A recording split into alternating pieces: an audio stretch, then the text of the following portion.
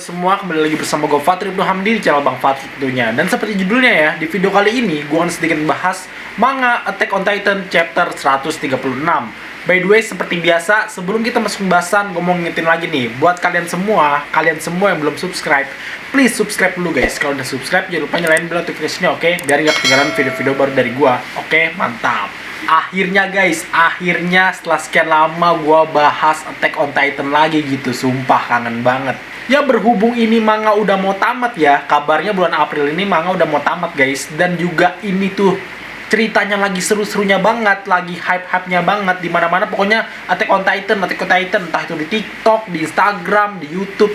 Pokoknya lagi hype banget dah guys. Jadi akan sayang banget kalau gue tidak ikut andil dalam momen ini gitu. Makanya gue bahas lagi.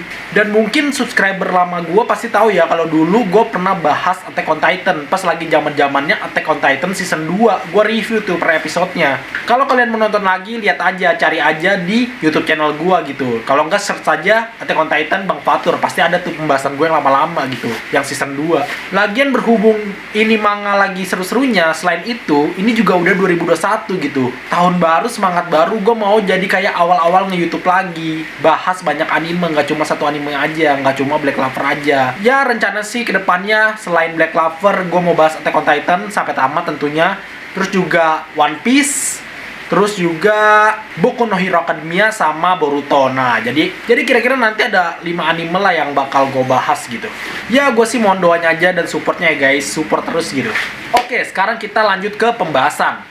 Seperti yang kita tahu sebelumnya, para pasukan aliansi, Surfer Corps dan juga aliansi Marley, sedang berusaha mati-matian menghentikan peristiwa kiamat yang disebut Rumbling.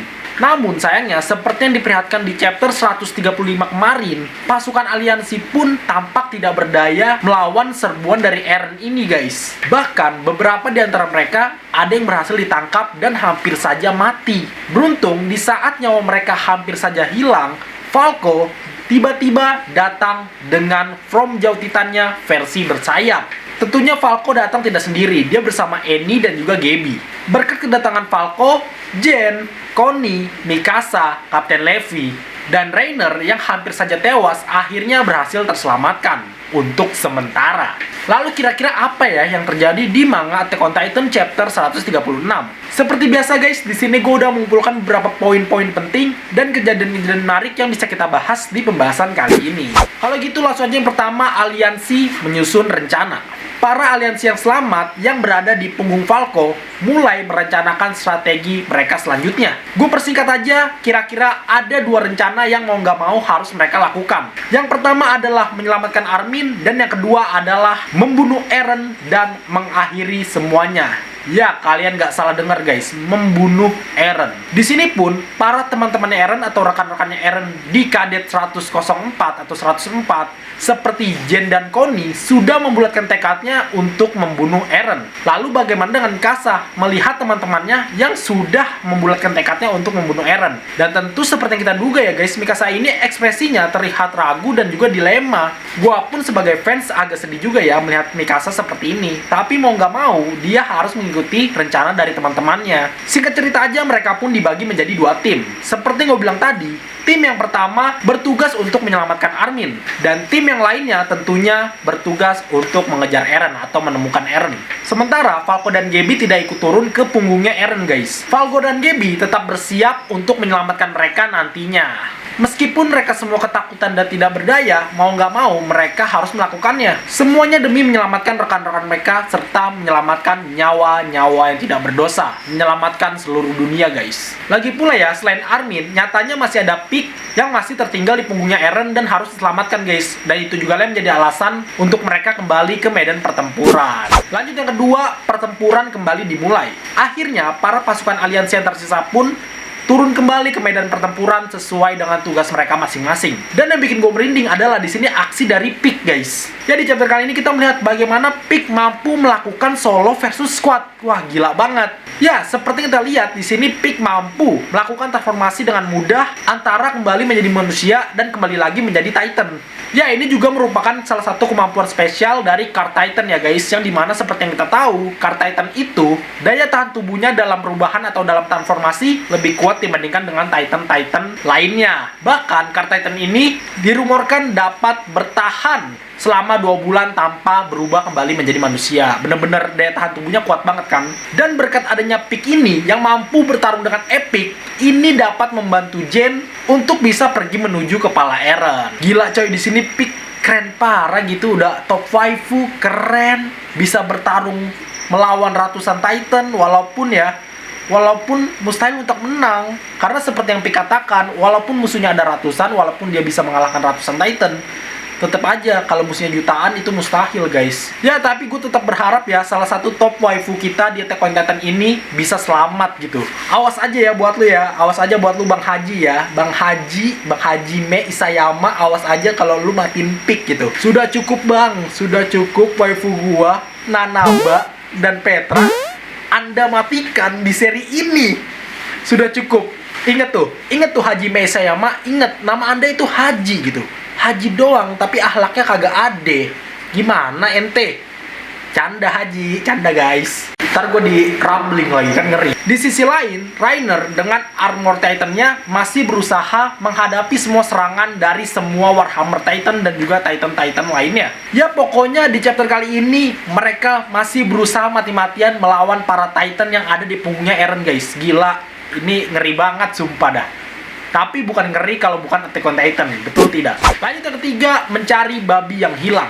Mikasa, Eni, serta Connie sedang berusaha mencari Titan yang berbentuk babi, yang dimana Titan berbentuk babi ini diduga merupakan perwujudan dari Ymir Fritz. Dan Titan ini juga lah yang diduga telah memakan Armin guys. Dengan menangkap babi tersebut, tentunya mereka bisa menyelamatkan Armin serta mencegahnya menuju kepala Eren. Kenapa mereka ingin mencegah si babi ini menuju kepala Eren? Ya seenggaknya mereka bisa menghentikan Eren agar tidak jadi lebih kuat lagi.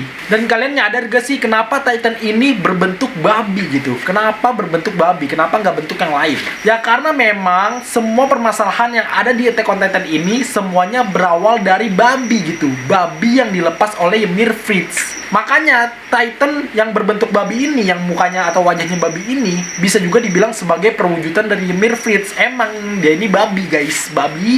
Udah gue bilang gitu, jauh-jauh dari yang namanya babi, karena babi itu haram. Lanjut yang keempat, Death Flag Levi. Oke, di chapter kali ini kita juga diperlihatkan suasana hati dari seorang Kapten Levi ya guys. Seperti yang kita lihat di sini, sebenarnya Kapten Levi sadar kalau dia sudah tidak bisa berbuat banyak di pertempuran kali ini akibat semua luka yang dia alami. Dan dia pun juga sadar kalau dia hanya jadi beban aja di pertempuran kali ini. Walaupun begitu, di sini Kapten Levi tetap ikut berjuang dan berusaha mati-matian untuk bisa menemukan Zeke. Dia mencari Zeke di sini guys. Dan di saat sedang berusaha mencari Zeke, tiba-tiba di sini Kapten Levi kembali teringat momen-momen bersama Erwin dan teman-teman seperjuangannya dulu.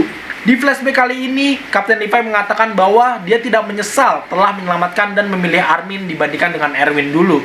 Namun dari momen ini guys, dari momen dimana Kapten Levi mengingat kembali tentang masa lalunya, ini bisa menjadi sebuah death flag atau pertanda kematian bagi Kapten Levi itu sendiri. Dari sini kita sadar bahwa mental dari Kapten Levi itu sendiri sudah mulai hancur. Bahkan ya guys, sebelum chapter 136 ini rilis, banyak rumor yang mengatakan bahwa seharusnya di chapter 136 ini Kapten Levi tewas. Walaupun pada kenyataannya dia belum ditewaskan. Tapi mau dilihat dari bagaimanapun, sepertinya akan sangat sulit bagi Kapten Levi untuk bertahan dan selamat pada pertempuran kali ini guys. Melihat kondisinya yang sudah tidak seperti dulu, yang sudah cacat gitu. Gue pribadi sih agak berat ya melihat salah satu karakter favorit kita di Attack on Titan harus dimatikan oleh Hajime Isayama. Tapi tidak sedikit juga dari para fans yang setuju bahwa sudah seharusnya karakter ini dimatikan guys. Kenapa begitu? Ya karena para fans kasihan gitu melihat penderitaan Levi selama ini. Semua teman seangkatannya, teman seperjuangannya itu udah tewas dan hanya tersisa dia sendiri guys. Bahkan di saat dia sudah dibuat cacat, dia tetap hidup dan berjuang gitu. Kasihan banget. Kalau menurut kalian sendiri gimana guys? Apakah sudah seharusnya kapten kita yang satu ini sudah seharusnya diistirahatkan? Atau kalian lebih mendukung Kapten Levi tetap hidup dan melihat hasil dari apa yang dia perjuangkan? Coba kalian tuliskan di komen, oke? Dan yang kelima, Armin memasuki dunia pet. Di chapter 135 kemarin, kita melihat Armin dimakan oleh salah satu Titan yang memiliki bentuk yang tidak biasa dan aneh, guys. Tidak diketahui apa yang terjadi selanjutnya, tapi bisa dipastikan Armin telah dimakan oleh Titan tersebut. Namun, di chapter 136 ini telah terjawab apa yang terjadi kepada Armin. Ternyata dia tidak mati seperti yang diduga oleh kebanyakan orang. Armin nyatanya masih hidup, hanya saja nyawanya tidak sedang berada di tubuhnya, melainkan berada di dunia pet. Hal ini disadari oleh Armin setelah dia melihat pasir putih yang dia pegang. Dia pun kemudian melihat pohon besar yang ada di dunia pet, yang dimana ini merupakan simbol dari Ymir Fritz. Di sini Armin sempat bertanya-tanya, apakah benar semua warga Eldian terhubung atau saling terhubung melalui pet? Nah, di tengah-tengah kebingungan tersebut, di sini Armin bertemu dengan sosok yang tidak terduga, yang tidak lain dan tidak bukan adalah Zeke Yeager. Ternyata Zeke juga tidak mati, guys. Dia sama-sama terjebak di dunia pet. Zeke kemudian menjelaskan apa yang terjadi kepada Armin, dan dia mengatakan bahwa sepertinya Armin telah dimakan oleh Ymir Fritz. Masih belum ada penjelasan tentang apa yang dikatakan oleh Zeke tentang dimakan oleh Ymir Fritz. Mungkin kita baru akan dapat penjelasannya di chapter-chapter selanjutnya, guys. Tapi ya, ngomongin Armin yang telah berhasil memasuki dunia pet, sebenarnya ya, ini pemikiran gua aja gitu. Sebenarnya, ini bisa menjadi jalan bagi Armin untuk bisa bertemu Eren maupun atau bahkan Ymir Fritz, guys. Nah, coba kalian bayangin, seandainya di sini Armin berhasil bertemu dengan Eren, bahkan bertemu dengan Ymir. Di sini nantinya Armin bisa menceramahi Eren untuk menghentikan Rumbling. Atau bahkan, kalau Eren nggak bisa diceramahi oleh Armin ya, si Armin ini bisa saja berusaha untuk memanipulasi Ymir agar kekuatan founding titannya dinonaktifkan kembali. Seperti yang gue bilang tadi ya, kalau untuk Eren sepertinya akan sangat sulit untuk diceramahi oleh Armin. Karena seperti itu tahu, tekad Eren itu seperti apa, keras kepalanya itu seperti apa. Akan sangat sulit bagi Armin untuk bisa mempengaruhi Eren. Tapi beda dengan Ymir. Nah, di sini Armin bisa menciptakan strategi untuk memanipulasi Ymir, guys. Karena kan seperti yang kita tahu ya, saat ini Ymir telah dipengaruhi oleh ideologi kebebasan milik Eren. Makanya Eren bisa menggunakan kekuatan founding titan tanpa darah bangsawan, tanpa Zeke. Kalau Zeke mati pun sebenarnya Eren masih bisa gunain kekuatan founding titan, guys. Karena si Ymirnya udah bebas, dia udah nggak merasa budak lagi. Selama ini Ymir merasa kalau dirinya adalah budak, makanya harus darah bangsawan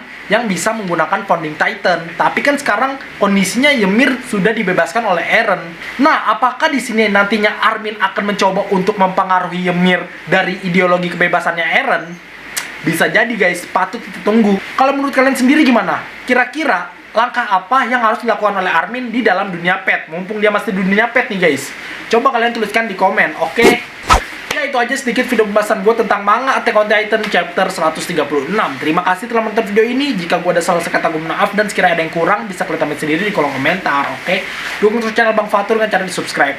Karena dengan subscribe itu artinya kalian sudah berpartisipasi dalam mengembangkan channel ini, dan gue pun juga makin semangat bikin video ke depannya. Kalau udah subscribe, jangan lupa nyalain bel notifikasinya, oke? Jangan lupa untuk like and share juga. Terus jangan ketinggalan berfollow gue di @fatur198 tentunya. Pokoknya stay tune terus, tunggu video selanjutnya, dan terima kasih, dadah.